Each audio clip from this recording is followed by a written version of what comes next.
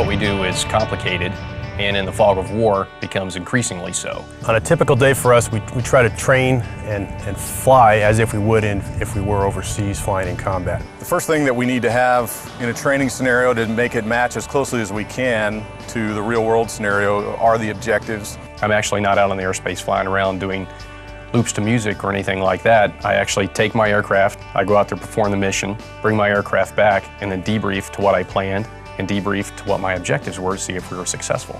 So every time you go up, it's important to get as much training as you can out of every tank of gas and to be able to use the airspace that we're lucky enough to have available to us to prepare ourselves for combat.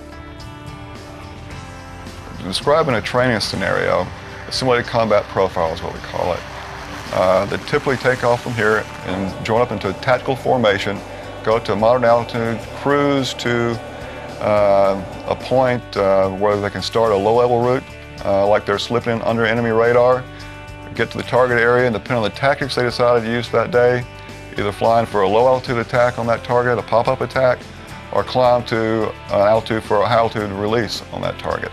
And practicing air-to-air skills, simulating they're being attacked on the way out of the target area by enemy aircraft. All in all, they cram a lot into a small period of time. We would take 2 airplanes out of here, fly them in formation, fly low to the ground, avoiding threats, to a drop zone to drop an actual or a simulated load on a drop zone, and then recover back here as a formation. The mission we call defensive counter-air, where we protect a point on the ground or an asset that is basically stationary in flight.